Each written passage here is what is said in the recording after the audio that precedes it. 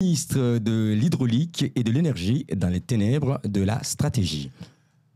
Il y a des ministres qui marquent leur passage par des réformes audacieuses, des stratégies visionnaires ou des innovations majeures. Et puis, il y a ceux qui préfèrent occuper leur temps à des tâches qui ne relèvent pas de leur responsabilité directe. En Guinée, Aboubacar Camara, le ministre de l'Hydraulique et de l'Énergie, semble appartenir à cette seconde catégorie. Entre ses publications sur Facebook et son obsession pour la gestion quotidienne de l'électricité, il donne l'impression d'un gestionnaire improvisé plutôt que d'un visionnaire chargé de tracer l'avenir énergétique du pays. Si l'on devait juger l'efficacité d'un ministre à son activité sur les réseaux sociaux, Aboubacar Camara serait sans doute l'un des plus productifs. Entre ses publications pour informer la population des gaspillages du courant et ses commentaires justifiant le manque d'électricité, il semble avoir tronqué son bureau ministériel contre un écran de smartphone. Allez, alors, un pays assoiffé et dans le noir. Et oui, pendant que le ministre se concentre sur les urgences du quotidien, la majorité des Guinéens attendent des solutions durables pour les problèmes d'eau et d'électricité.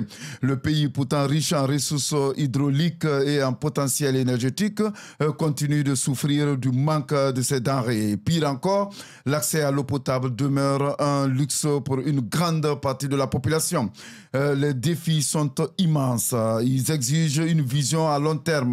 La Guinée a besoin d'infrastructures modernes, de partenariats pour développer les énergies renouvelables et de politiques visant à rendre l'eau et l'électricité accessibles à tous. Malheureusement, au lieu de planifier l'avenir, le ministre Aboubacar semble accaparé par la gestion du peu que le pays possède déjà. Il est temps de parler de EDG, un acteur oublié. Oui, il est important de rappeler que la Guinée dispose d'une société publique Électricité de Guinée, censée gérer la distribution et la maintenance de l'électricité. Pourquoi alors le ministre s'investit-il autant dans les tâches qui relèvent de cette entreprise? Cette confusion des rôles ne fait qu'alourdir le processus de gestion.